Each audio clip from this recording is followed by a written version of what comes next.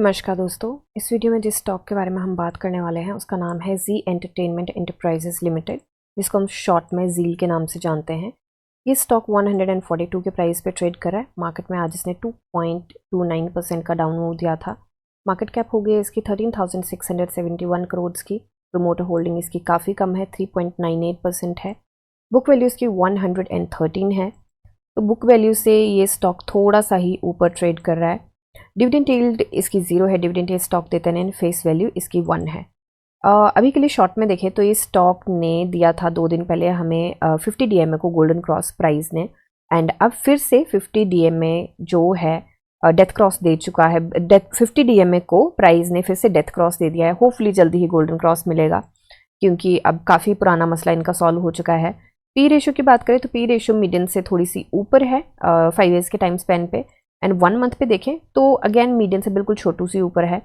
अभी के लिए चलते हैं इसके सेल्स एंड मार्जिन में।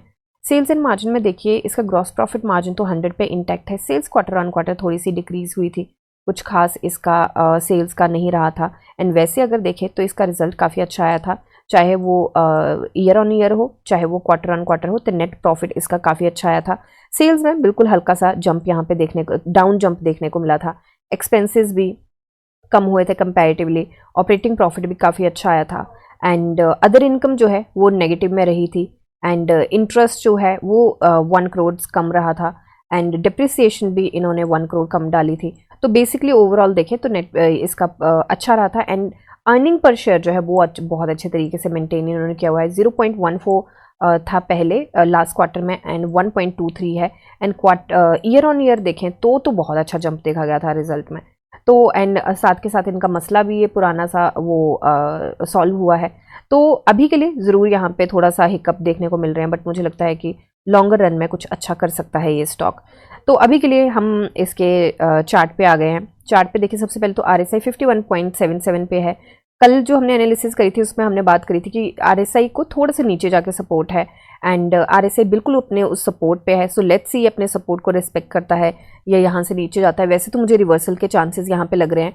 यहाँ पे हमें गोल्डन क्रॉस भी देखने को मिला है, एंड गोल्डन क्रॉस का देख लेते हैं हम थोड़ा सा कि गोल्डन क्रॉस जब हमें मिलता है तो हमें कितने % के मूव मिलते हैं। यहाँ पे हमें गोल्डन क्रॉस मिला था, एंड हालांकि यहाँ पे मसला वो सारा बरकरार था।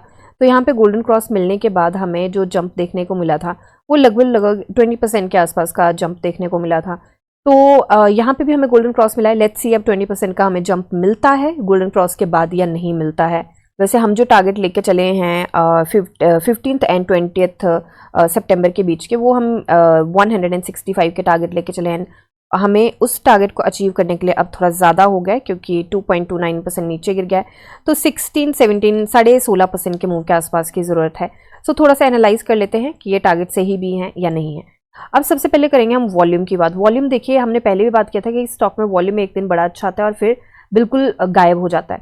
तो वॉल्यूम जो गायब हुआ है, कल वॉल्यूम आया था 52 मिलियन का, आज वॉल्यूम जो रहा है 16.44 मिलियन का रहा है। तो ये चीज़ बड़ी अच्छी रही है। यहाँ पे वॉल्यूम गायब होना मुझे अच्छा लगा है। वो इसलिए अच्छा लगा है क्योंकि डाउन जंप पे वॉल्यूम गायब हो रहा है। इसका मतलब है कि लोग ज़्यादा इंटरेस्टेड नहीं है बेचने में अभी। एंड दूसरा, एक बार वीकली चार्ट पे चलते हैं। वैसे तो न्यूज़ की वजह से वो थोड़ा सा पंप अप तो हुआ है। अभी एक बार थोड़ा सा एनालाइज कर लेते हैं। तो देखिए वॉल्यूम तो काफ़ी अच्छा रहा है, हालांकि अभी 4 दिन हुए, एक दिन अभी और है। एंड यहाँ पे इन्वर्टेड हैमर मिला था, उसके बाद हमें यहाँ पे भी कहीं ना कहीं इन्वर्टेड हैमर ही बनता हुआ दिखाई दे रहा है। एक दिन और है कल का, लेट्स सी कि कल ये किस तरीके से बिहेव करता है। हो सकता है कि यहाँ से हमें रिवर्सल देखने को मिले, क्योंकि बड़े सारे स्टॉक्स में मैंने चार्ट रीड किया एंड मुझे थोड़ा सा रिवर्सल का यहाँ पे अंदेशा लग रहा है। लेट्स सी अब ये रिवर्सल होता है या नहीं होता है। मार्केट थोड़ा सा, क्योंकि जो निफ्टी भी है वो थोड़ी सी उसमें वॉलेटिलिटी हमें ज़्यादा मिल रही है रेदर दैन मूवमेंट। तो अभी के लिए RSI देखिए, वीकली RSI 42.39 पे है। RSI काफ़ी नीचे है, एंड हमने बात भी करी थी कि RSI को यहाँ पे हिकअप भी आता है इसी की पोजीशन पे। तो हो सकता है कि थोड़ा सा ये हिकअप लिया हो, उसके बाद ये RSI जाए। बट RSI जब यहाँ से निकलेगी तो उसके पास पूरा खुला मैदान पड़ा हुआ है, हेडरूम बहुत ज़्यादा है RSI के पास। तो अभी के लिए एक बार चलते हैं हम डेली चार्ट पे एंड BSE पे चलेंगे। BSE से पहले हम यहाँ पे एक बार देखेंगे बॉलिंजर बैंड लगा के। तो हमें देखना है 20 डे सिंपल मूविंग एवरेज से। तो basically 20 day simple moving average से स्टॉक ऊपर है, तो अभी कोई इतनी दिक्कत परेशानी की बात नहीं है। अब स्टॉक के नीचे जाने की बात है, उससे पहले हम थोड़ा सा यहाँ पे देख लेते हैं सो अभी के लिए एक बार BSE पे चलते हैं। BSE पे देखिए इसका प्राइस बैंड जो है 20% का है एंड न्यूज़ आज एक आई है, एक छोटा सा पेनल्टी काइंड ऑफ थिंग का आया है न्यूज़, जो कि है 1.41 मिलियन का रुपीज़ का। तो ये बनता है लगभग 14 लाख के आसपास एंड वैसे तो काफ़ी बड़ी कंपनी है तो 14 लाख का फ़र्क नहीं पड़ेगा, but yes penalty is penalty. तो बेसिकली पेनल्टी नहीं है, टैक्स पेएबल का इन्होंने बताया है GST डिपार्टमेंट से।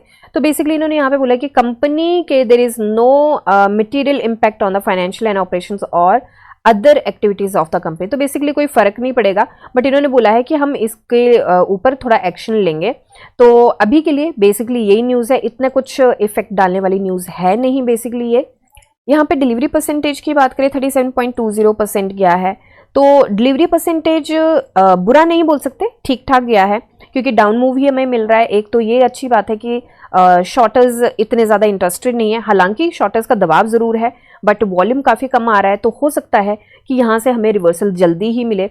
डिलीवरी वॉल्यूम ठीक गया है, बहुत अच्छा नहीं गया है बट ठीक ठाक गया है एंड हो सकता है कि ये जो हम टारगेट लेके चले हैं 15 एंड 20 सितंबर के बीच के, हो सकता है ये हमें यहाँ पे ट्रेड करता हुआ दिखे।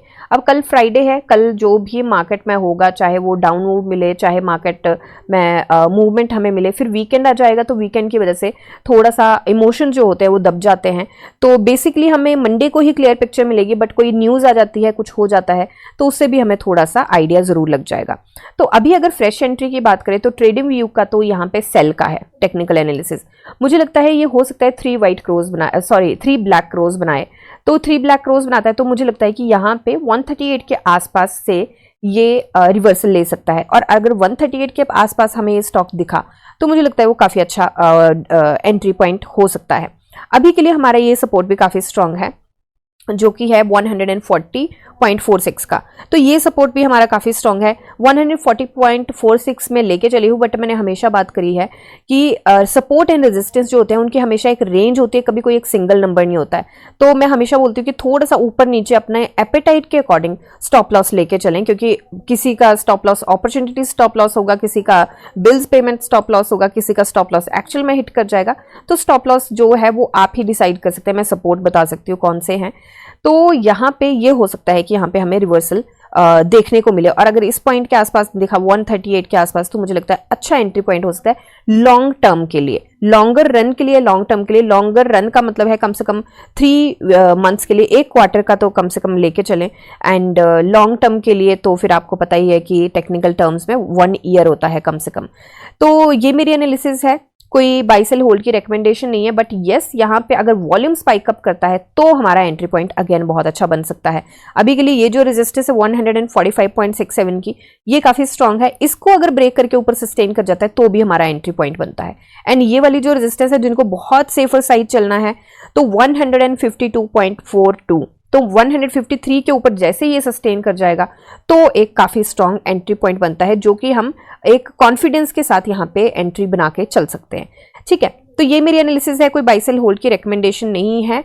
आप अपनी एनालिसिस कीजिए, जानिए समझिए पढ़िए और फिर इन्वेस्ट करिए। मिलते हैं नेक्स्ट वीडियो में, तब तक के लिए शुक्रिया एंड हैप्पी इन्वेस्टिंग।